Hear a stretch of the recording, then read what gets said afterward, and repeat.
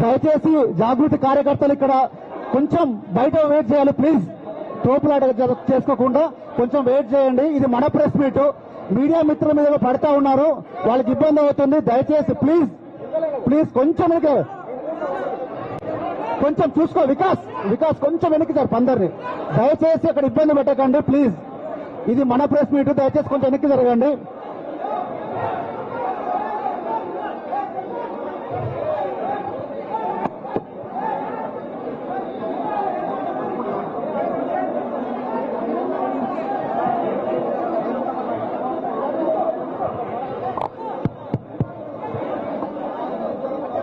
కవితమ్మ వెనక్కి జరగనా, వెనక్కి ఇటు వెనక్కి వచ్చేబెట్టు.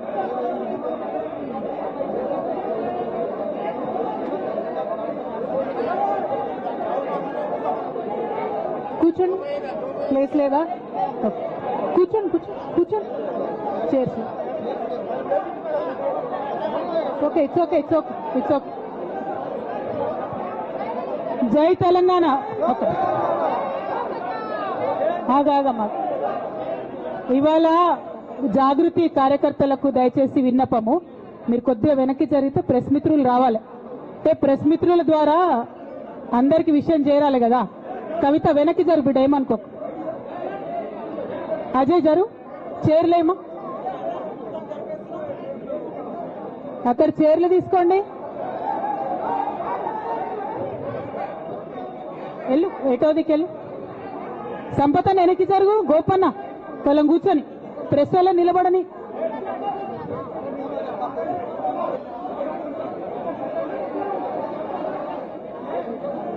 ఒక 2 minutes. మా ఆఫీస్ జర చిన్నగా అయింది, ఏమనుకోద్దు ప్రెస్ మిత్రులు. కొన్ని చైర్స్ తీసుకోబా ఇక్కడ ప్రెస్ వాళ్ళకు.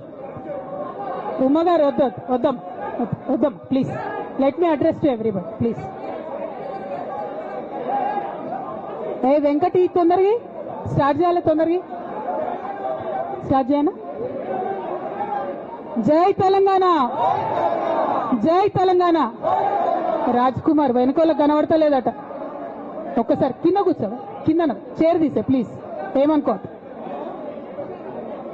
ఓకేనా?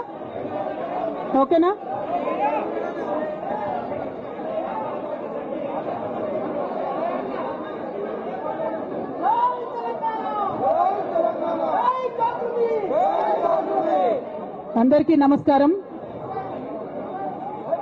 ప్రెస్ మిత్రులకు ప్రత్యేక నమస్కారాలు. అదేవిధంగా ఆగమ్మా, నువ్వు గన్మైన అప్పక సార్.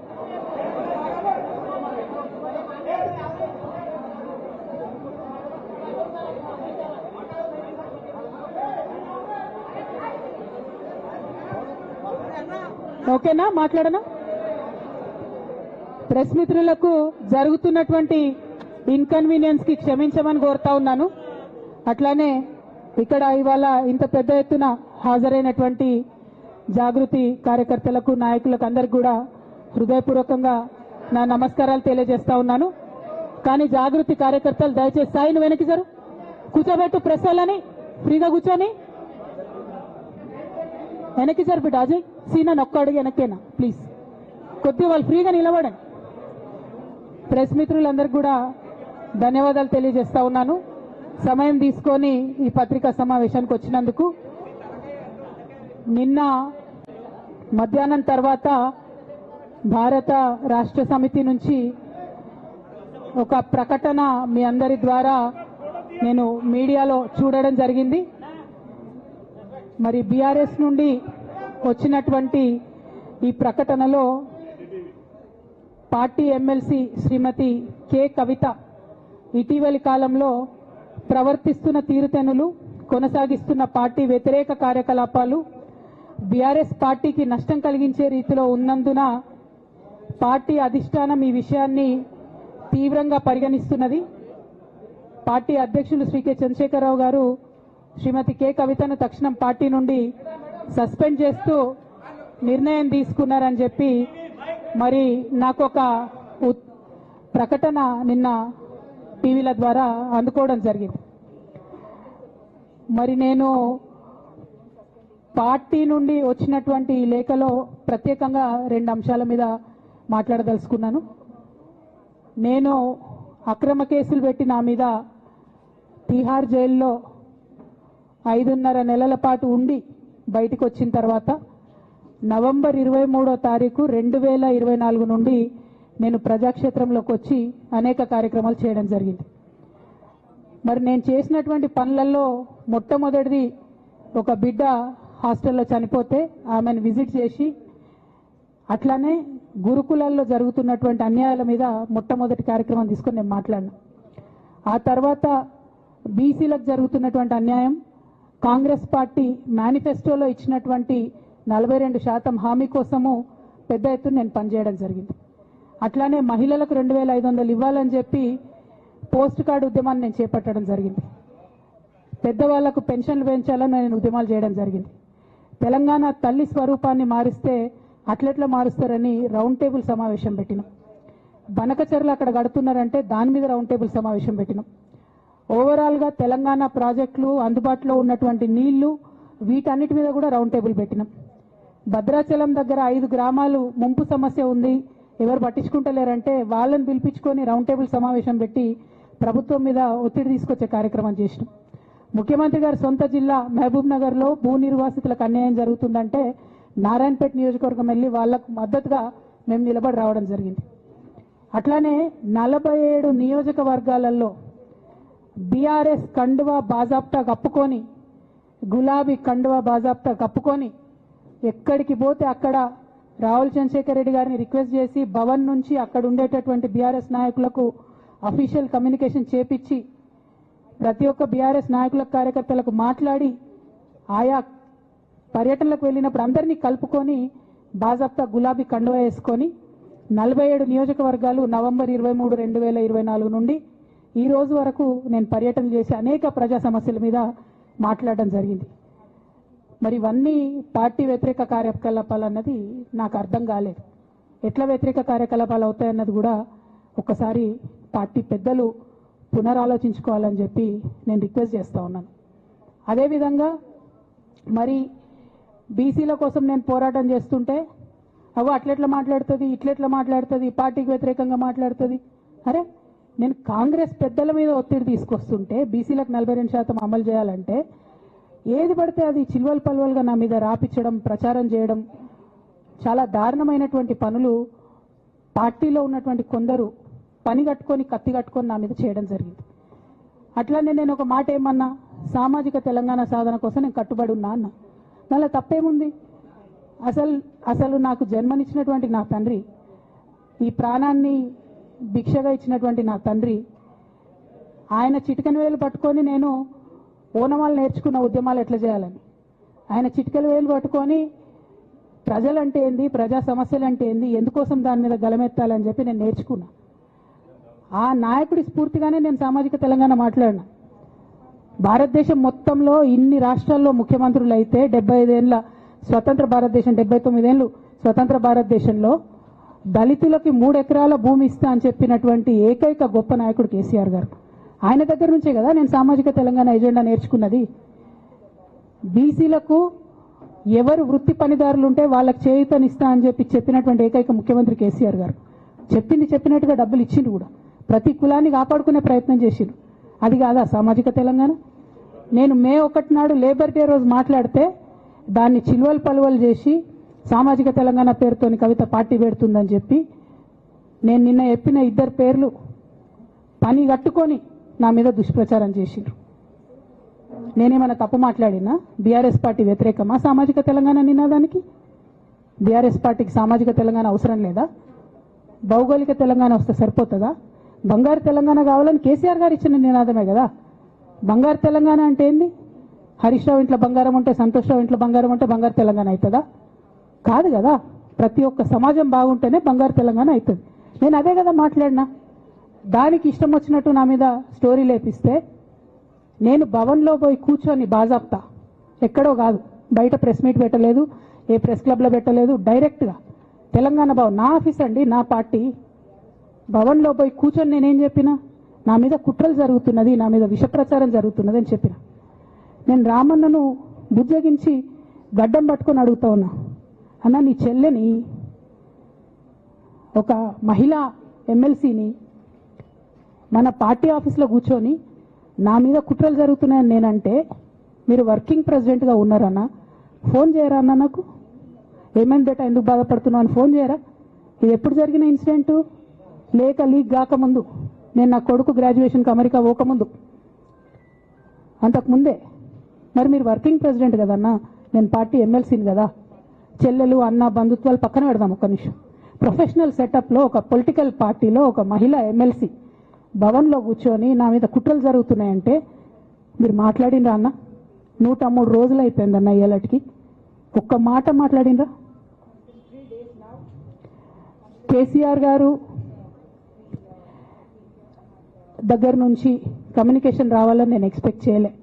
వారు పెద్దవారు, వారికి అనేకమైన పనులు ఉంటాయి. మొత్తం పార్టీని ఇప్పుడు పునర్నిర్మించుకోవాల్సిన అవసరం ఉంది. తెలంగాణకు జరుగుతున్నటువంటి అన్యాయాన్ని వారు ఎప్పటికప్పుడు దిశానిర్దేశం చేయాల్సిన అవసరం ఉంది. కానీ వర్కింగ్ ప్రెసిడెంట్ గారి దగ్గర నుంచి ఫోన్ రాకపోవడం మాత్రం ఒక మాట అనిపించింది నాకు.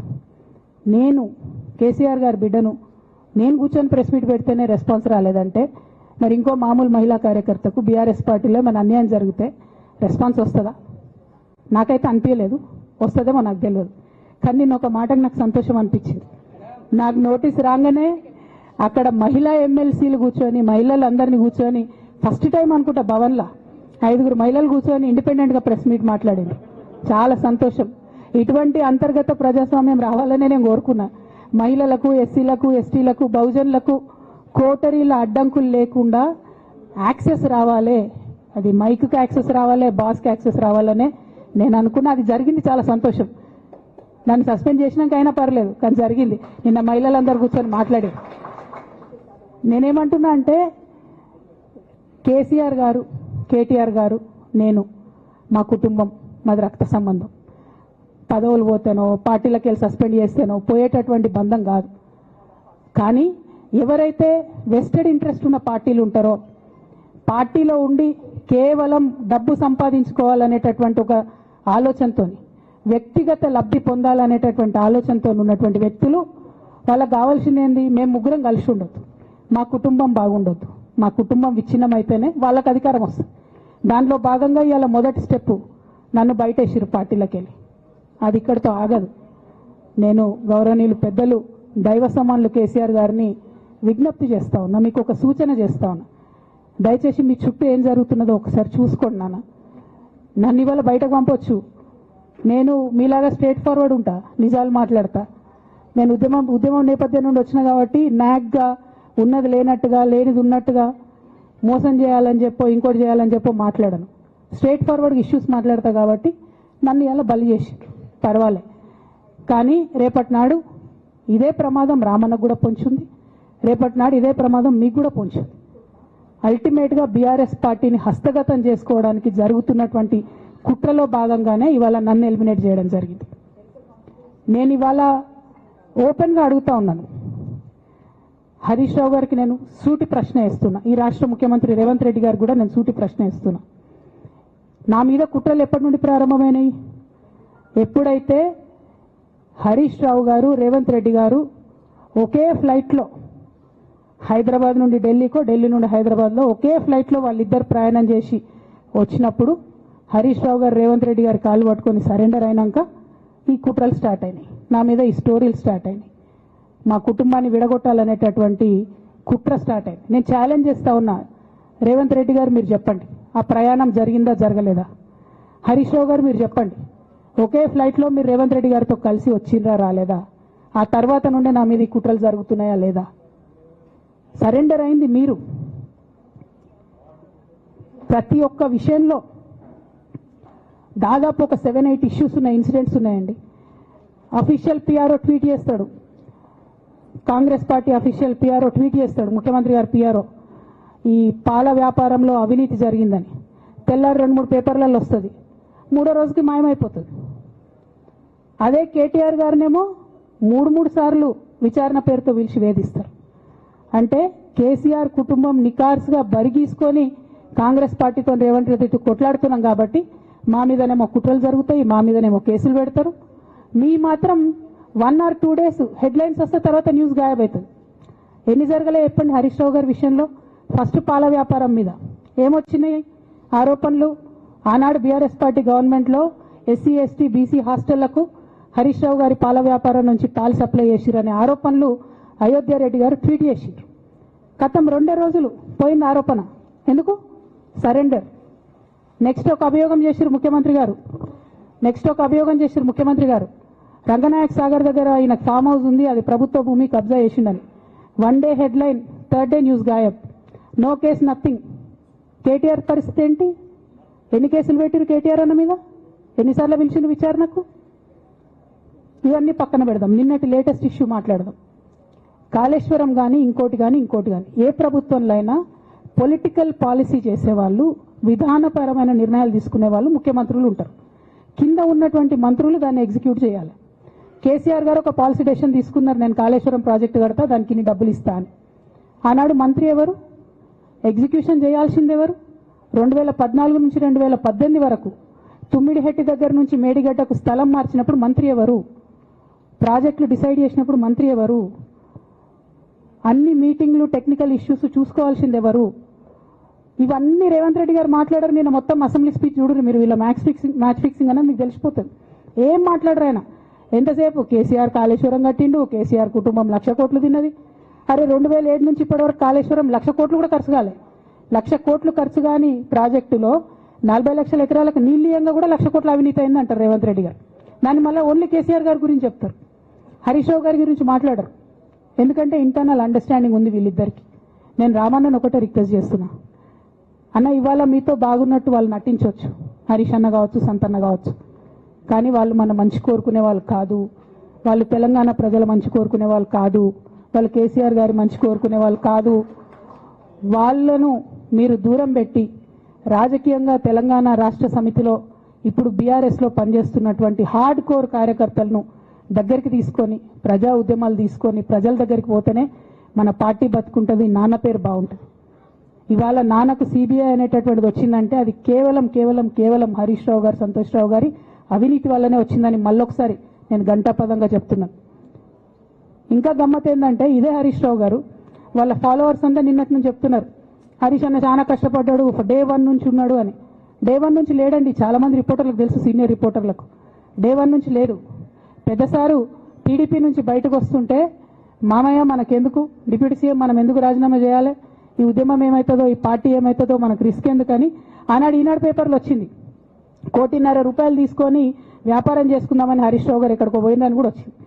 కటింగ్ కోసం దొరికినప్పుడు ఎప్పుడో ట్వీట్ చేస్తుందని. నేను బీఆర్ఎస్ పార్టీ ఆనాడు టీఆర్ఎస్ పార్టీ పెట్టినాక 9-10 నెలల తర్వాత వచ్చింది హరీష్ రావు గారు. డే 1 నుంచి లేరు. నమ్మకం లేకుండా ఆయన పార్టీ నిలబడుతుందో ఉంటుందో పోతుందో అని. ఓకే అయిపోయింది. రాగానే సారు పెద్ద హృదయం కాబట్టి క్షమించిరు, దగ్గర తీసుకున్నారు, ఎమ్మెల్యే కాకముందే మంత్రి ఇచ్చిర్రు, అన్ని రకాలుగా ఆదరించారు, అన్ని చేసిండ్రు. ఎప్పుడైతే పార్టీకి ఒక్క క్షణం చెడ్డ పేరు వచ్చిందో ఎక్కడ పోయిండండి ఈయన? చక్కా పోయి వైఎస్ రాజశేఖర రెడ్డిని కలవలే? మీ అందరికి గుర్తులేదు ఆ ఫోటో? సీనియర్ నాయకులందరికీ బాగా మాట్లాడతారు, అన్ని దగ్గర ఉన్నా, నేనే ఉన్నా, నేను ఎక్కడ లేను. నిన్న పాపం చాలా మంది ఈ కొత్త సోషల్ మీడియా పిల్లలు ఉన్నట్టు వాళ్ళకి హిస్టరీ తెలియదు అనుకుంటా, అందుకే చెప్తున్నా ఇవాళ. అదేవిధంగా నేను పెద్ద ట్రబుల్ షూటర్ అంటారు. ట్రబుల్ షూటర్ కాదు, ఈజ్ బబుల్ షూటర్. ఆయన ఏంటంటే ట్రబుల్ ఆయన్నే క్రియేట్ చేస్తాడు, చేసి నేనే సాల్వ్ చేసినట్టు నటిస్తాడు. నేను లేటెస్ట్ ఎగ్జాంపుల్ చెప్తా పట్టురు. నేను మొన్న దాసోజు శ్రవణ్ అన్న ఎలక్షన్ ఎమ్మెల్సీ ఎన్నికలలో బీఆర్ఎస్ పార్టీ డిసైడెడ్ ఒకటే క్యాండిడేట్ని పెడదామని. కానీ హరీష్ రావు గారు ఇంటర్నల్గా బీజేపీ వాళ్ళతో మాట్లాడుకొని ఏం చెప్తారంటే, మీ దగ్గర నుంచి ఒక క్యాండిడేట్ని ఇవ్వండి, నేను మామయ్యని కన్విన్స్ చేసి 2వ క్యాండిడేట్కి పెట్టిస్తా అంటే he wants to create a trouble. ఈ క్రైసిస్లో ఆల్రెడీ మన పార్టీలోకి వెళ్ళి 10 మంది ఎమ్మెల్యేలు వెళ్ళిపోయినాక 38 మందిలో 10 మంది పోయినాక నువ్వు ఇంకో సెకండ్ క్యాండిడేట్ని పెడితే ఎంత కన్ఫ్యూజన్ అవుతుంది? ఎవరెవరు ఎటెట్ ఓట్లు వేస్తారు? అంటే హార్స్ ట్రేడింగ్కి ఈయన ట్రబుల్ షూటర్ గారు ట్రబుల్ని ఓపెన్ చేస్తారు అన్నట్టు. నాకెందుకో లక్కీగా ఒక బీజేపీ ఎమ్మెల్యే గారు ఫోన్ చేసి, అక్క మరి పెద్ద సార్ పర్మిషన్ ఉందా హరీష్ అని ఇట్లా అంటున్నారంటే, నేను డైరెక్ట్ పెద్ద సార్కే ఫోన్ చేసి నాన్న మరి ఇట్లా అంటున్నారు, మనం సెకండ్ క్యాండిడేట్ పర్మిషన్ ఇస్తారంటే, nothing doing, only Shravan will get elected, ఎవరు చెప్పారు మీకు అన్నారు. అంటే నేను ఆ విషయం వెంటనే అటువైపు కన్వే చేసిన, లేదండి మాకు అట్లాంటి ఆలోచన లేదు. ఎందుకు ఈ రీసెంట్ ఎగ్జాంపుల్ చెప్తున్నా ఇవాళ అంటే, హరీష్ రావు గారు ట్రబుల్ క్రియేట్ చేసి ట్రబుల్ని మాఫీ చేసినట్టుగా ప్రయత్నం చేస్తారు. బీఆర్ఎస్ కార్యకర్తలందరికీ నేను నా తమ్ముళ్ళకి రిక్వెస్ట్ చేసి చెప్తున్నా, మా చెల్లెలకు రిక్వెస్ట్ చేసి చెప్తున్నా, మీకు పెద్ద స్థాయిలో జరిగే అన్ని విషయాలు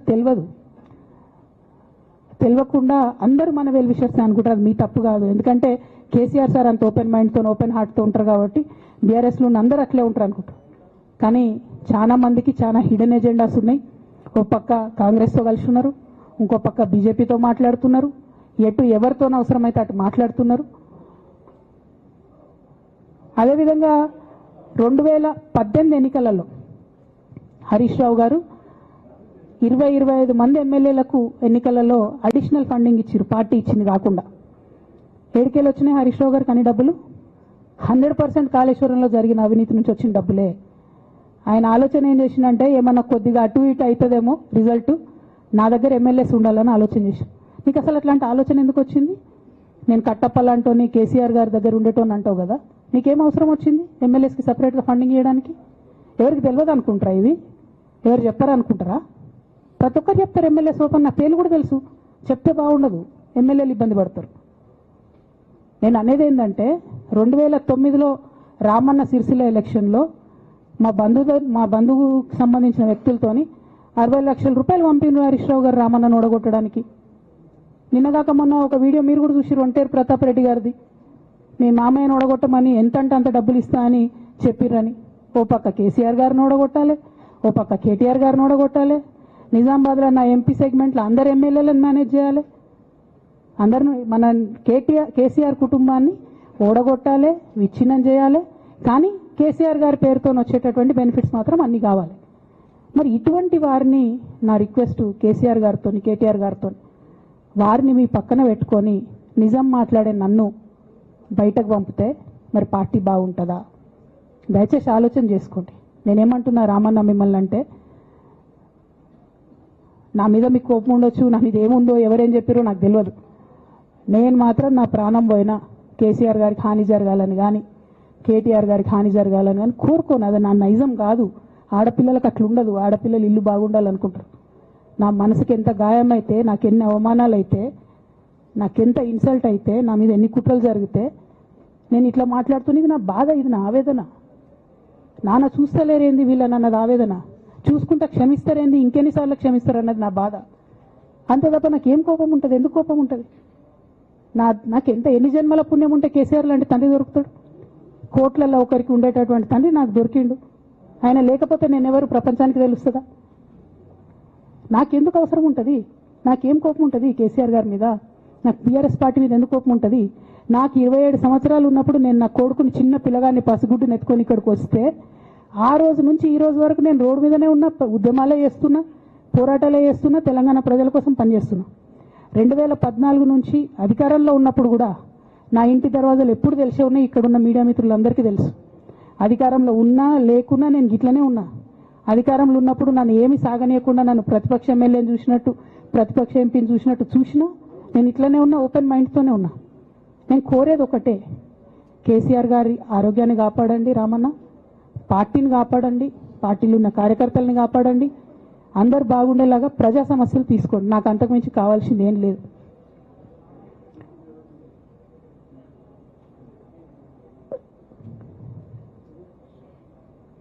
కానీ మొన్న అసెంబ్లీలో అర్ధరాత్రి దాకా పెట్టి రేవంత్ రెడ్డి గారు కేసీఆర్ గారిని తిడుతుంటే దయ్యాలు వేదాలు వాళ్ళు ఇస్తున్నట్టు అనిపించింది నాకైతే. దానికి ఈయన హీరోలాగా ఎదుర్కొన్నాడు, ఈయన 6 అడుగుల బుల్లెట్ అని పార్టీ అంతా ట్వీట్ చేస్తే, మరి 6 అడుగుల బుల్లెట్ ఎవరికి గాయం చేస్తుంది? ఎండ్ ఆఫ్ ద డే ఇవాళ అయితే నన్ను గాయపరిచింది, రేపు రామన్నను గాయపరుస్తారో కేసీఆర్ని గాయపరుస్తారో. జాగ్రత్తగా ఉండండి రామన్న, నేను చెప్పేది ఏం లేదు. జాగ్రత్తగా ఉండండి, కేర్ఫుల్గా ఉండండి. అట్ ద సేమ్ టైం ఈ హరీష్ రావు గారి కారణంగా గమ్మత్ ఏముంటుందంటే, ఒకసారి హంపి పోతారు వీళ్ళందరూ, మీ అందరికీ తెలుసు ఆ స్టోరీ. హంపీకి పోయి పాటలు పాడుకుంటారు, మొత్తము చాలా మంది కలిసి కేసీఆర్ గారిని చాలా అవమానకరంగా మాట్లాడతారు, ఒక పార్టీని వెన్నుపోటు పడదామని డిజైన్ చేశారు. ఇదంతా వీరికి తెలుసు, హరీష్ రావు గారికి తెలుసు. నేను ఆ రోజు సాక్ష్యం ఉన్న హరీష్ అన్న వచ్చి లిటరల్లీ రామన్న చేతులు పట్టుకొని, అరే మామయ్యకి ఎప్పుడు సింక్ ఆర్ సేల్, నేను మామయ్యతోనే ఉంటా అని చెప్పి అక్కడ మాట్లాడుకున్న వాళ్ళందరూ పెద్దసారి దగ్గర అవుట్ చేసిండి ఈయన. ఆ తర్వాత పర్యవసానంలో ఈటల రాజేంద్ర అన్న బయటికి వెళ్ళడం. ఈ మహానుభావుడు వల్ల జగ్గారెడ్డి దగ్గర నుంచి మొదలు పెడితే, చెరుకు శ్రీనివాసరెడ్డి ముత్యంరెడ్డి అన్న కొడుకు దగ్గర నుంచి మొదలు పెడితే, రఘునందన్ రావు గారు, మైనంపల్లి గారు, విజయశాంతి గారు, విజయరామారావు గారు, ఆయన పాత పెద్ద ఆయన ఉండే ఈటల రాజేందర్ గారు, వీళ్ళందరూ పార్టీలోకి వెళ్ళి పోయినరు కదా, పోలేదా? ఇవన్నీ హరీషన్న చేసినాయి కాదా? ఆనాడు దుబ్బాక ఉప ఎన్నిక ఎందుకు ఓడిపోయినాం? దుబ్బాక ప్రజలకు ఇప్పటికి కూడా గుర్తుంటుంది. వాళ్ళందరూ ఒకటే మాట చెప్తారు, ఈయన సిద్దిపేటకు తప్ప రూపాయి రానియాడు దుబ్బాకకు, ఈయన వచ్చి ప్రచారం చేసిండు కాబట్టి మేము ఓటేయాలని ఓపెన్గా చెప్పారు ఆనాడు ఎన్నికలలో. దానికి ఏం రాపించుకుంటాడు ఈయన పేపర్లల్లో? ఒంటరి పోరాటం చేసి ఓడిన హరీష్ రావు. అసలు ఓడిపోయిందే మీ వల్ల కదా. మీరు మీడియా మేనేజ్మెంట్లో సూపర్ అలా డౌట్ ఏం లేదు. రామన్న యూట్యూబ్ మేనేజ్ చేసి నా మెయిన్ స్ట్రీమ్ మీడియా మేనేజ్ చేస్తాడు అంతే, అంతకుమించి వేరే ఏం లేదు. నేను రామన్నని రిక్వెస్ట్ చేస్తున్నా, మీరు కూడా ఆ స్కిల్ నేర్చుకోండి అన్న. అట్లనే ఈటల రాజేందర్ గారు ఉప ఎన్నిక దగ్గరుండి హరీష్ అన్న గెలిపిలేదా అండి ఈటల రాజేందర్ని? ఆనాడు పీసీసీ అధ్యక్షుడిగా ఉండి రేవంత్ రెడ్డి గారు ఏమంటారు, కాంగ్రెస్ పార్టీ ఓడిపోతుంది ఇడా అని చెప్పి ఆయన ముందే డిక్లేర్ చేసిండు, ముందే చేతులు ఎత్తేసిండు. హరీష్ అన్న ఆడ పోయి కూర్చొని మరి ఈటల రాజేందర్ అన్నని గెలిపించొచ్చిండు. ఈ బంధం రేవంత్ రెడ్డి గారిది హరీష్ రావు గారిది అప్పటి నుంచి కొనసాగుతుంది, కొత్త బంధం ఏం కాదు ఇది. నేను కేసీఆర్ గారిని పెద్దల్ని రిక్వెస్ట్ చేసేది ఒకటే, ఈయన చేస్తున్న నక్క జిత్తుల్ని దయచేసి గమనించండి. ఇలా నేను బయట పోతా కావచ్చు, నాదేముంది, ఉద్యమంలోకి వెళ్ళి వచ్చినా మళ్ళీ ఉద్యమంలోకే పోతా, నాకు భయం ఏముంటుంది, నాకు ఎన్నడూ పదవుల మీద ఆశ లేదు.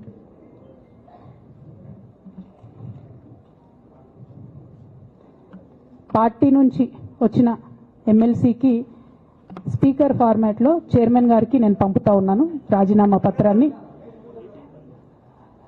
అట్లానే బీఆర్ఎస్ పార్టీ ప్రాథమిక సభ్యత్వానికి కూడా గౌరవ పెద్దలు కేసీఆర్ గారికి రాజీనామాను పంపుతా ఉన్నాను. దీన్ని మన రావుల చంద్రశేఖర్ రెడ్డి గారికి తెలంగాణ భవన్కి వారికి నేను పంపుతా ఉన్నాను. ఎందుకు ఇవి ఇప్పుడే చూపించినా అంటే, పదవుల మీద నాకు ఎప్పుడు ఆశ లేదు. మేము ఉద్యమంలోకి వచ్చింది ఎందుకంటే మా నాన్న ఒక్కరు ఇంత ఒంటరి పోరాటం చేస్తున్నారు, ఎంత వీలైతే అంత ఆయనకు మద్దతు ఇవ్వాలని వచ్చినాం. ఆనాడు మేము ఉద్యమంలోకి వచ్చినప్పుడు పార్టీ అధికారంలోకి వచ్చే ఆస్కారమే లేకుండే, తెలంగాణ వస్తుందో రాదే అనే అనుమానాలు అంతటా ఉండే. మేము ఉద్యమంలో కొట్లాటలో లాఠీ దెబ్బలు తినడం కోసం, జైల్లోకి పోవడం కోసం ఆనాడు వచ్చినాం ఉద్యమంలోకి.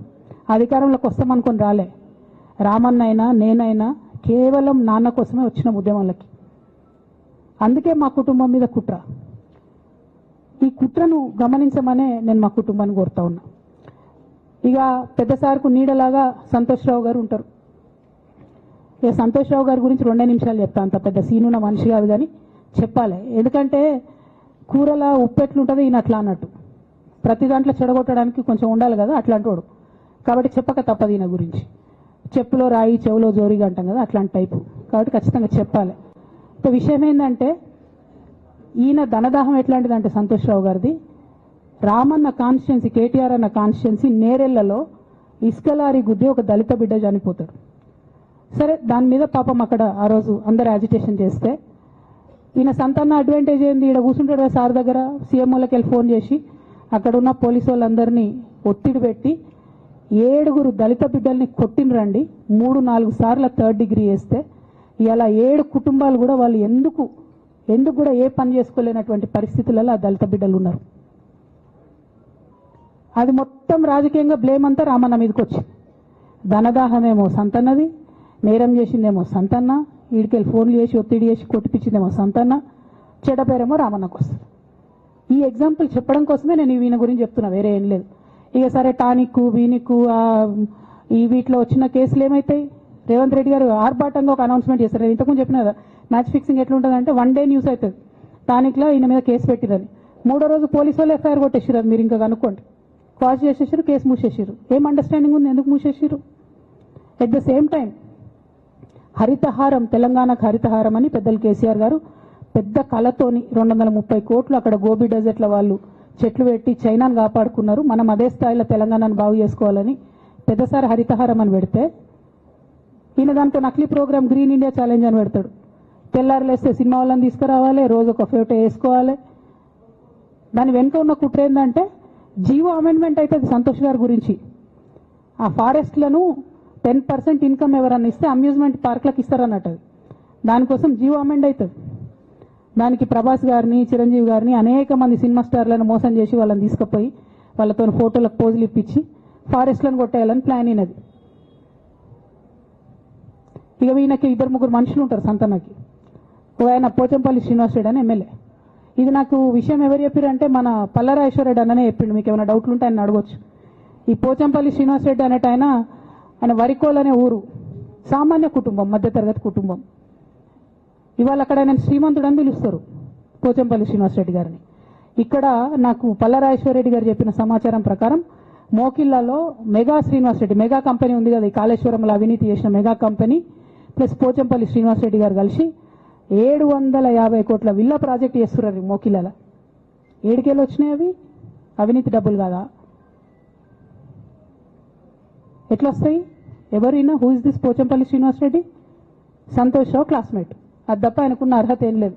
ఆయనకి ఎమ్మెల్సీ వస్తుంది, కాంట్రాక్ట్లు వస్తాయి, ఇంకేందో వస్తాయి. అట్లనే నవీన్ రావు అని ఇంకొక ఎమ్మెల్సీ ఉంటాడు. ఆయన డైరెక్ట్గా మా ముఖం పట్టుకొని అందరం కూడా అంటాడు, నాకు ఎమ్మెల్సీ ఇచ్చింది కేసీఆర్ గారైనా నాకు దేవుడు సంతోష్ అంటాడు ఆయన. నిన్న మొన్న వాళ్ళ ఫాదర్ని పట్టుకున్నారు పేకాటల. ఏమైంది కేసు? ఆల్రెడీ నవీన్ రావు గారు పోయి మన ముఖ్యమంత్రి గారు కాళ్ళు పట్టుకున్నట్టుగా తెలిసింది. వాళ్ళ తండ్రిని విడిచిపెట్టారు, ఈయన మీద భూ కబ్జా కేసులు ఉంటే అవి విడిచిపెట్టారు. అంటే ఓ పక్క సంతోష్ రావు గ్యాంగు, ఇంకో పక్క హరీష్ రావు గ్యాంగు 100కు 100% రేవంత్ రెడ్డి గారితో, ఇక్కడున్న కాంగ్రెస్ ప్రభుత్వంతో, అవసరమైన సందర్భంలో పైనున్న బీజేపీతోని వాళ్ళు కోఆర్డినేషన్లో ఉండి బీఆర్ఎస్ పార్టీకి జలగల్లాగా పట్టి పీడుస్తున్నారు. నిరంతరం బీఆర్ఎస్ పార్టీకి నష్టం చేస్తున్నారు. ఎంత దారుణానికి ఒడిగట్టిరంటే ఆఖరికి నా ఓటమితో ప్రారంభమైంది అది. నిజామాబాద్లో నా ఓటమిలో కుట్రలు చేశారు. ఆనాడే మనం రివ్యూ చేసుకుంటే బాగుండలేదు. కానీ ఇప్పుడు అది ఎక్కడికి వచ్చింది? కామారెడ్డిలో పెద్దసారి ఓడిపోయేదాకా వచ్చింది పరిస్థితి.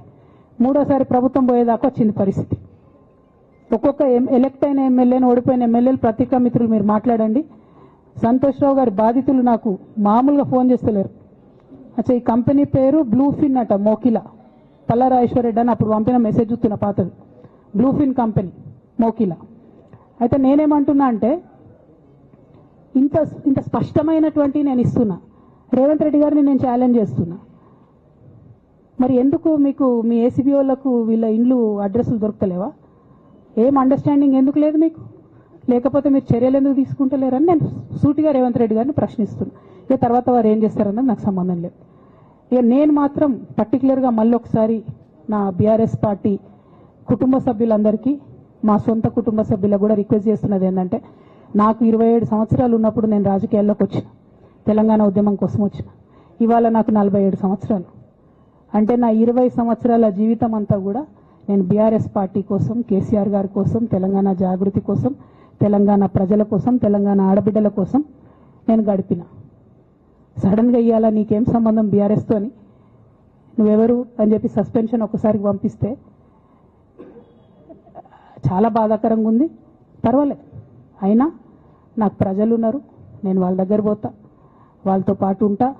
కానీ బీఆర్ఎస్ పార్టీలో ఉన్న నాయకులకు, కార్యకర్తలకు రిక్వెస్ట్ చేస్తాను, సోషల్ మీడియాలో వచ్చే పిచ్చి పిచ్చి పట్టుకొని ప్రజాప్రతినిధులు ప్రెస్ మీట్ పెట్టింది నిన్న భవన్లో. నేను నిన్న మొన్నటి రోజు వాళ్ళ మీద ప్రెస్ మీట్ పెట్టినప్పుడు ఏమన్నా, కేసీఆర్ గారికి నష్టం చేసిన పార్టీ ఉంటే ఎంత పోతే ఎంత అన్న. సోషల్ మీడియాలో ఉన్న బీఆర్ఎస్ పార్టీ కొంతమంది దుర్మార్గులు ఉన్నారు, సోషల్ మీడియా వెంగు చూసేటోళ్ళు. వాళ్ళ ముంగట విషయం కట్ చేసారు. ఏది కేసీఆర్ గారికి నష్టం చేసిన విషయం కట్ చేసి బీఆర్ఎస్ పార్టీ ఉంటెంత పోతెంత నేను అన్నా అని చెప్పి ప్రచారం చేస్తున్నారు. నాదే పార్టీ బీఆర్ఎస్ పార్టీ. 20 ఏళ్ళు నేను కష్టపడ్డా. నేను తెలంగాణ జాగృతి పెట్టి ఇండిపెండెంట్గా పనిచేసినప్పుడు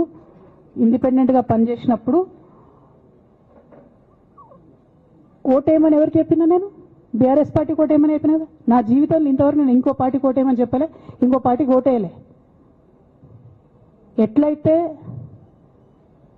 కంప్యూటర్లో హార్డ్వేర్ ఉంటుందో అది బీఆర్ఎస్ పార్టీ, సాఫ్ట్వేర్ తెలంగాణ జాగృతి. శరీరం బీఆర్ఎస్ పార్టీ అయితే ఆత్మ జాగృతిగా పనిచేసినాం, తెలంగాణ ఆత్మగా పనిచేసినాం. మేము తెలంగాణ ఆత్మగౌరవం కోసం పనిచేసినాం, తెలంగాణ ఆత్మగౌరవ ప్రతీకలైనటువంటి బతుకమ్మ బోనాలను నిలబెట్టడం కోసం పనిచేసినాం. ఆ కాంట్రిబ్యూషన్ ఏం లేదా? నేనేం చేయలేదా పార్టీకి? నిజామాబాద్ లో చికెన్ గున్యా వచ్చి బాధపడుతుంటే గల్లీ గల్లీ గల్లీ తిరిగి 2018లో ఒక్కొక్క ఎమ్మెల్యేకు ఎంత తిరిగినా అన్నది అక్కడ నిజామాబాద్ ప్రజలకు తెలుసు. ఏం కాంట్రిబ్యూషన్ లేదన్నది, ఓన్లీ హరీష్ అన్నది సొంతన్నదే ఉన్నదా కాంట్రిబ్యూషన్? వీళ్ళు మేకవన్నే పులులు నాన్న, వీళ్ళు మీ ముంగట నటిస్తారు అంతే. బయట వాళ్ళ నిజస్వరూపం వేరేలాగుంటుంది. యాజ్ అ డాటర్గా రిక్వెస్ట్ చేస్తున్నా, ఒకసారి ఆలోచన చేయండి వాళ్ళ గురించి. నాకేమొద్దు, నన్ను పార్టీలోకి వెళ్ళి సస్పెండ్ చేసి నో ప్రాబ్లం, కానీ వాళ్ళని పార్టీలో ఉంచుకుంటే పార్టీ ఎట్లుంటుంది అన్నది మీరు ఆలోచన చేసుకోండి. ఇక అల్టిమేట్గా నేను చెప్పదలుచుకున్నది ఒకటే,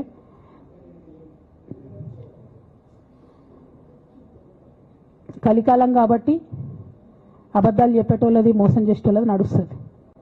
టెంపరీగా వాళ్ళది నడుస్తున్నది, వాళ్ళది నడిచింది, విజయం సాధించారు కాబట్టి ఇవాళ సస్పెన్షన్ నాకు వచ్చింది. బట్ నేను ఇదివరకు చెప్పినా మళ్ళీ చెప్తున్నా, నేను కర్మ సిద్ధాంతాన్ని నమ్ముతా. ఖచ్చితంగా ఇంతకు ఇంత దేవుడు వాళ్ళకు అనుభవింపజేస్తాడు, అందులో ఏం ఆలోచించాల్సినటువంటి అవసరం లేదు. Thank you. జై తెలంగాణ, జై కేసీఆర్, జై తెలంగాణ, జై కేసీఆర్.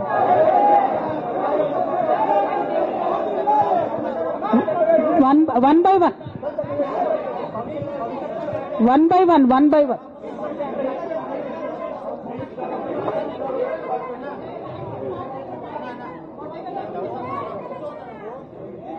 ఒక 1 minute హిందీలో చెప్పేసే అన్న, బయట నేషనల్ మీడియా మిత్రులందరూ అడుగుతున్నారు. ఒక 1 minute హిందీలో చెప్పేస్తా.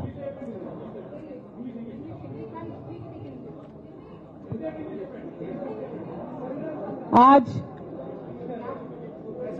तेलंगाना की बेटी होने के नाते पूरे देश की जनता के साथ मैं ये बात कहना चाहती हूँ, पिछले 20 सालों के मेरे जिंदगी में मैंने हर दम हर वक्त बीआरएस पार्टी के उन्नति के लिए, तेलंगाना जनता के उन्नति के लिए, तेलंगाना के रैयतों के, तेलंगाना के महिलाओं के, तेलंगाना के युवाओं के उन्नति के लिए मैंने काम किया है। और इस पूरे 20 साल के जिंदगी में मैंने अपने लिए कभी कुछ नहीं मांगा है, लेकिन तेलंगाना की जनता ने, बीआरएस पार्टी ने मुझे बहुत प्यार दिया है। मेरे पिताजी ने मुझे सांसद बना के दिल्ली भेजा है, मुझे एमएलसी का मौका भी पार्टी ने दिया है, जिसके लिए मैं पार्टी का, मेरे पिताजी का, बीआरएस पार्टी का, पूरे परिवार का, तेलंगाना के आवाम का भी बहुत ही ज्यादा मैं आभारी हूं। लेकिन जो भी मुझे रिस्पॉन्सिबिलिटी दिया गया था, मैंने पूरे शिद्दत के साथ काम किया है। कभी भी मैंने तेलंगाना के लोगों के खिलाफ काम नहीं किया है।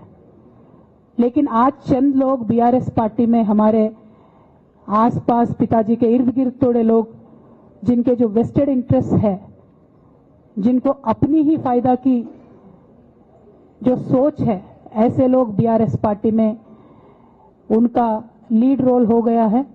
और उनके वजह से उन्होंने मेरे पिताजी के ऊपर, मैं ऐसा मानती हूं, दबाव बना के मुझे पार्टी से निकालने का काम किया है।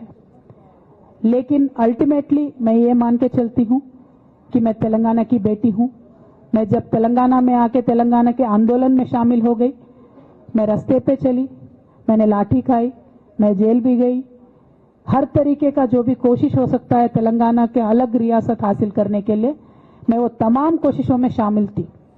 मैं तो आंदोलन से आई हूं, इन्होंने अभी मुझे पार्टी से, सियासत से निकालने का काम किया है, तो मैं फिर आंदोलन में चली जाऊंगी। लेकिन मैं बीआरएस पार्टी से, हमारे पिताजी से यही रिक्वेस्ट करना चाहती हूं कि आपके इर्द गिर्द जो लोग जमा हुए हैं, उनकी नीयत के बारे में आप सोचिए। क्या वो पार्टी के लिए काम आएंगे? आप इसके ऊपर गौर कीजिए।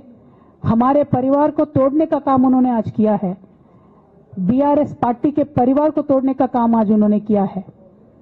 और ये किसके फायदे के लिए उन्होंने किया है? तेलंगाना के आवाम के फायदा के लिए उन्होंने नहीं किया है, उनके खुद के फायदा के लिए किया है।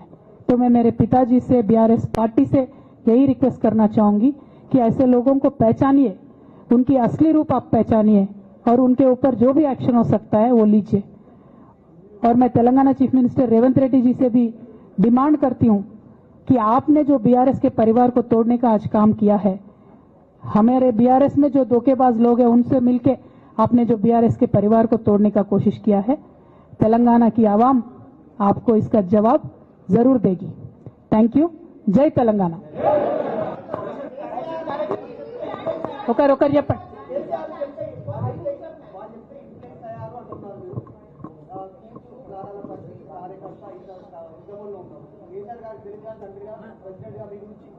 ఓకే, ఇంకెవరని చెప్పండి.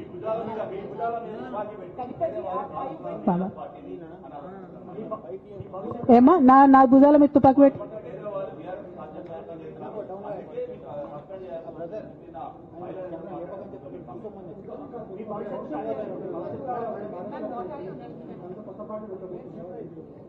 ఓకే.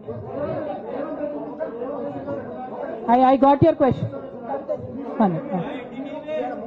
రాహుల్ జీ,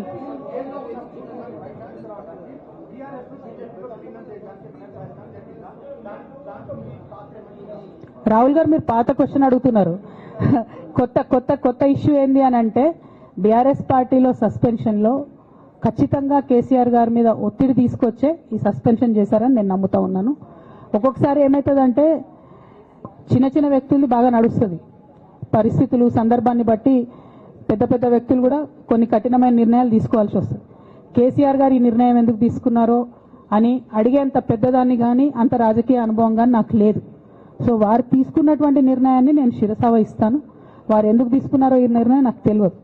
కానీ నాకు ఒక సమస్య ఉంది, నేను రాసినటువంటి లెటర్ లీక్ అయిందని చెప్పి 100 రోజులైంది. ఆ సమస్య జరిగి 100 రోజులైంది. ఆ 100 రోజుల కన్నా ముందు కూడా నా మీద వివక్ష కొనసాగిందని ఇవాళ నేను మీకు ఎగ్జాంపుల్స్తో సహా చెప్పే ప్రయత్నం చేశాను. ఆ 100 రోజుల నుంచి జరుగుతున్నటువంటి పరిణామాలను కూడా మీ అందరి ముందు పెట్టిన. ఈ 100 రోజులలో పార్టీ ఎప్పుడు కూడా నన్ను ఎక్స్ప్లెనేషన్ అడగలేదు. నిన్న నన్ను సస్పెండ్ చేసే ముందు కూడా నన్ను ఎక్స్ప్లెనేషన్ అడగలేదు. ఇంకా చెప్పిన కదా, విచిత్రమైన విషాదం ఏంటంటే సడన్ గా డిసిప్లినరీ కమిటీ పుట్టుకొచ్చింది. సడన్ గా ఈయన రవీంద్రరావు అంటే దాంట్లో సంతకం చేసిండు. ఆయననే సార్ని తిట్టిండు మళ్ళీ మొన్న ఎలక్షన్ ఓడిపోయినప్పుడు. సో ఈ అన్ని చూసి నాకేమనిపిస్తుంది అంటే చాలా ఒత్తిడిలో చాలా ప్రెషర్ పెట్టి సార్తో చేపించారని నేను అనుకుంటున్నాను.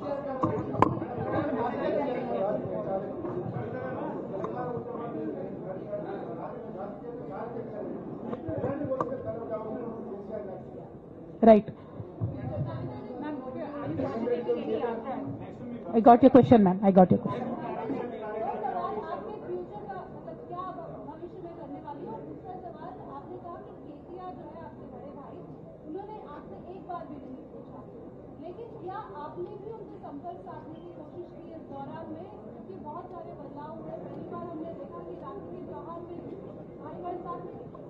నేనేమంటున్నా అంటే కేసీఆర్ గారి రాజకీయ పరిజ్ఞానాన్ని క్వశ్చన్ చేసేంత స్థాయి నాకు లేదు, అంత అవగాహన కూడా నాకు లేదు.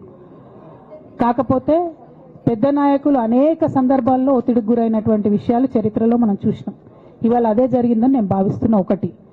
2, నేను ఈ లేఖ అనేటటువంటిది రిలీజ్ అయిన తర్వాత ఎప్పుడు కేసీఆర్ గారికి కొంచెం ఇబ్బంది జరిగినా, అది కాళేశ్వరం కమిషన్కి వారు పిలుపుకొచ్చినా, 2 సార్లు వారు యశోద హాస్పిటల్కి వచ్చినా, నా చిన్న కొడుకు అమెరికాకు తీసుకెళ్లే సందర్భమైనా నేనే వారి దగ్గర పోయినా. నాకేం వేషం ఉంటుంది, ఆయన మా నాన్న కదా. నేను పోయిన తర్వాత ఈ దుష్ట చతుష్టయం ఏదైతే ఉన్నదో, ఈ 2 గ్యాంగులు ఏవైతే ఉన్నాయో అక్కడ జరగనిది జరిగినట్టుగా మీడియాలలో విచిత్రమైన వార్తలు రాపించారు. ఎంత ఘోరం అంటే నేను నా కొడుకుని తీసుకపోతే నన్ను గన్మెన్లు రాలేదట. జరుగుతుంది అని ఎక్కడన్నట్ల ఇటువంటివన్నీ మెయిన్ స్ట్రీమ్ పత్రికలు రాస్తాయి. మరి విచిత్రం నాకు అర్థం కాదు. మెయిన్ స్ట్రీమ్ పత్రికలు అనేటటువంటి ఇట్లాంటి వార్తలు మరి ఆడ ఎవరు లేని కూడా లేరు. ఎవరు చెప్పిరు, ఎందుకు రాపిచ్చిరు? సో నేనేమంటున్నా అంటే నేను ఎప్పుడు నాన్న దగ్గరికి వెళ్ళడానికి చూసినా కూడా మా మధ్య స్పర్ధ పెంచడానికి అనేకమైన వార్తలు రాపిచ్చి అనేకమైన కుట్రలు ఈ గత 103 రోజులుగా కొనసాగుతూనే ఉన్నాయి నా మీద. కానీ అంతకుముందు కూడా జరిగినాయనేదే నేను చెప్తున్నా. అందులో భాగంగానే రాఖీ రోజు కూడా ఒక 24 గంటల ముందే నేను అన్నకు కూడా మెసేజ్ పంపిన. అన్న రేపు రాఖీ ఉంది, నేను వచ్చి కడతాను, మీడియా లేకుండా వచ్చి కడతాననే మెసేజ్ పంపిన. బట్ అన్న బిజీగా ఉండే ఎక్కడికో వెళ్ళిండ్రు, నేను అర్థం చేసుకున్నాను, అందుకే వెళ్ళి రాఖీ కట్టలేకపోయినాను. సో నేను నా వైపు నుంచి ఎక్కడ కూడా కమ్యూనికేషన్ చేయడానికి ప్రయత్నంలో లోపం జరగలేదు. అటువైపు నుండి కమ్యూనికేషన్ రాలేదు. నేను చెప్పాలనుకున్నవి నేను ఎత్తుకున్న ప్రజా సమస్యలు ఈ 103 రోజులలో మీ ముందున్నాయి, అవి చేస్తూనే ఉన్నా. ఇక భవిష్యత్తుకు సంబంధించినటువంటి విషయం నేనేం ఆలోచించలేదు. ఎందుకోసం అంటే నిన్న నోటీస్ రావడం అనేటటువంటిది డెఫినెట్గా నేను కొంచెం బాగా బాధపడ్డా. నాకెందుకు నోటీస్ వస్తుంది, మరి నా లేఖ లీక్ అయింది, లీక్ చేసింది ఎవరు అంటే చేసినటువంటి వ్యక్తుల మీద ఎందుకు విచారణ జరగలేదు అనేటటువంటిది ఖచ్చితంగా పార్టీ అంతర్గతంగా ఆలోచన చేసుకోవాలి. అంటే నన్ను ఏం మాట్లాడకుండా నన్ను డైరెక్ట్గా ఉరిదీస్తారు. నేను ఎవరి మీద అయితే కంప్లైంట్ చేసినో కనీసం వాళ్ళను అడిగినరా, అడగలేదా, చర్యలు తీసుకున్నారా, తీసుకోలేదా, ఏమీ చెప్పకపోతే, ఆ మాత్రం అంతర్గత ప్రజాస్వామ్యం లేకపోతే బయట ప్రజలకు మనం ఏం చెప్తామన్నది నా ప్రశ్న.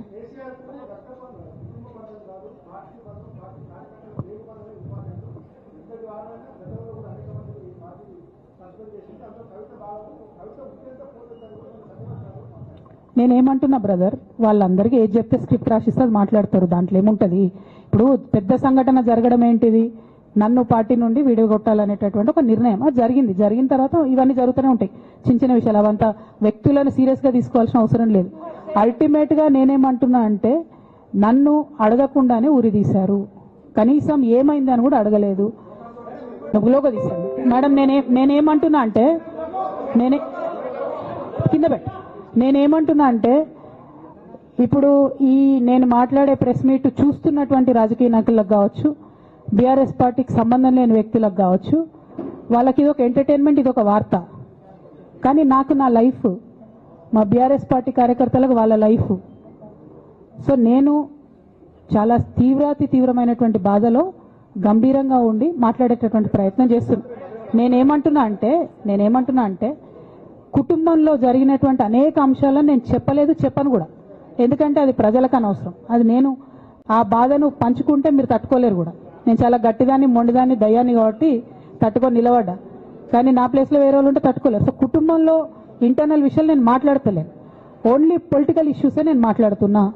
పొలిటికల్గా నన్ను సైడ్ లైన్ చేసి, నన్ను సస్పెండ్ చేసి, పార్టీకి అనుక్షణం నష్టం చేస్తున్న ఆ ఇద్దరు వ్యక్తులను, వారి గుంపును, వారి ముఠాను పార్టీ ఎట్లా మోస్తుంది అనేటటువంటిది నా ప్రశ్న. సరే, నిన్న మొన్న ఆ గుంపుకు సంబంధించిన వ్యక్తులు అన్ని చోట్ల నా ఫ్లెక్సీలు చింపేసి నాకు దిష్టి బొమ్మలు, శవయాత్రలు ఎందెందో వేసిరట. ఈ ఉత్సాహం కేసీఆర్ గారి మీద సిబిఐ ఎంక్వైరీ చేస్తా అని రేవంత్ రెడ్డి గారు అన్నప్పుడు ఎక్కడ చచ్చిపోయింది ఆ ఉత్సాహం నేను అడుగుతా ఉన్నా. ఎందుకు చేయలే రేవంత్ రెడ్డి గారి దానాలు, దిష్టి బొమ్మలు ఎందుకు చేయలే? ఏం అండర్స్టాండింగ్ ఉంది మీకు? నా ప్రశ్న సింపుల్. నన్ను వ్యక్తిగతంగా ఏదో చేస్తారన్నది కాదు, నాకు నష్టం జరిగేదే లేదు. ఎందుకంటే ప్రజలు చూస్తున్నారు, ప్రజలు గమనిస్తున్నారు. తెలంగాణ ఆడబిడ్డలు తమ ఇంటి ఆడబిడ్డలుగా ఆదరించారు నన్ను. ఒక్కొక్కరు అడిగితే అర్థమవుతలే, ఏం అర్థమవుతలే.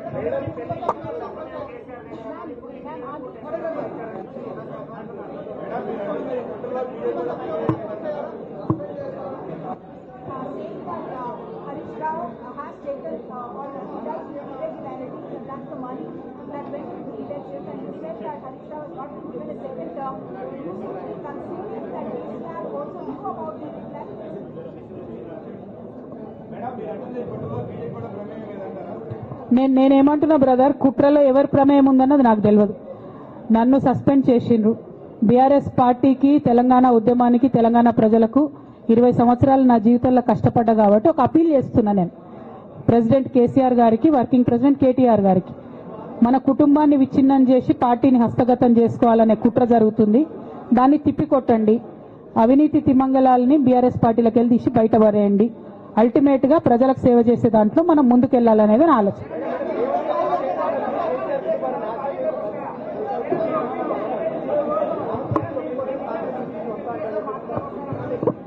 ఇక్కడ ఇంకో మాట చెప్పాలి బ్రదర్, నేను నిన్నటి నుంచి పేపర్లలో నేను ఈ పార్టీలో ఏరుతున్నా, ఆ పార్టీలో ఏరుతున్నా అని వచ్చింది. నేను ఏ పార్టీలో కూడా చేరను, నాకు ఏ పార్టీతో అవసరం లేదు. నేను ఫ్యూచర్ లో ఏం చేయాలనే విషయం జాగృతి కార్యకర్తలతోని, తెలంగాణ మేధావులతోని, బీసీ బిడ్డలతోని, సామాజిక తెలంగాణ కోసం పనిచేసేటటువంటి అన్ని వర్గాల ప్రజలతోని, అందరితోని మాట్లాడిన తర్వాత నిర్ణయం తీసుకుంటా. కానీ తొందరపడి నిర్ణయం తీసుకునే అవసరం నాకు లేదు. 1, 2 ఏదో నిర్ణయం తీసుకోవాలనేటటువంటి విషయంతో నేను పనిచేయడం లేదు. జరిగినటువంటి పరిణామాలను ఒక్కొక్కటిగా ఎదుర్కొంటూ వస్తున్నాను. నిన్న జరిగినటువంటి పరిణామం చాలా కీలకమైనది, నా జీవితంలో అత్యంత ముఖ్యమైనటువంటి పరిణామం. కాబట్టి చాలా ఆలోచించి, ఆచితూచి, అల్టిమేట్ గా తెలంగాణ ప్రజలకు లాభం జరిగేటటువంటి నిర్ణయం తీసుకుంటా తప్పితే నా కోసం నిర్ణయం తీసుకోవాల్సిన అవసరం లేదు.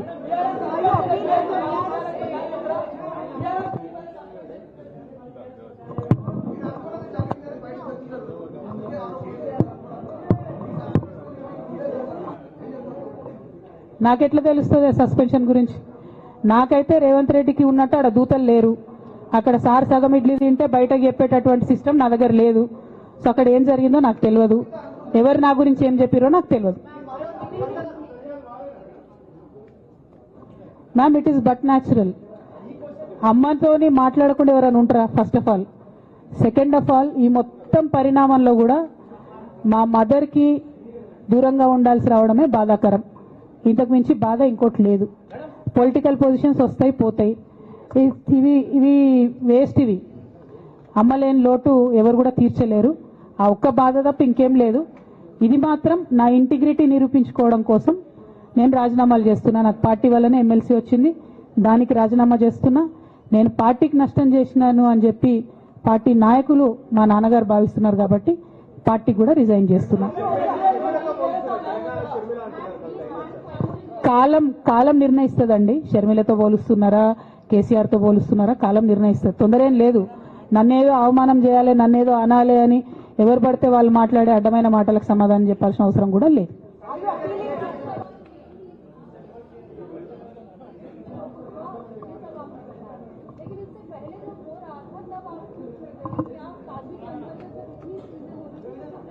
మేడం, అంతకుముందు జరిగినటువంటి ప్రతి ఒక్క విషయం కూడా నేను ఇంటర్నల్ గా చెప్తూనే వస్తున్నా.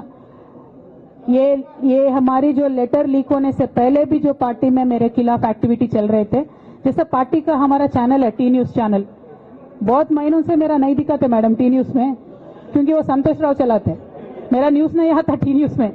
अभी नमस्ते तेलंगाना में बंद करे, वो अलग बात। बहुत रिसेंटली उनका बहुत देर के बाद बंद करे। टी न्यूज में कब का बंद कर दिया?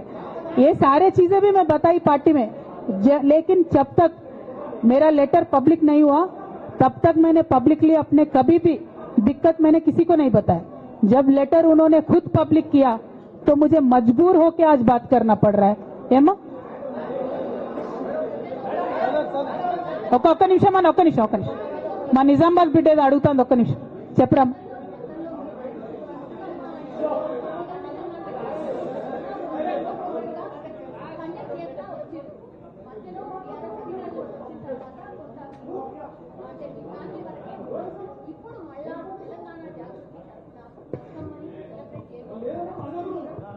ఏ మనోడా మందోడా భయ్, ఆగు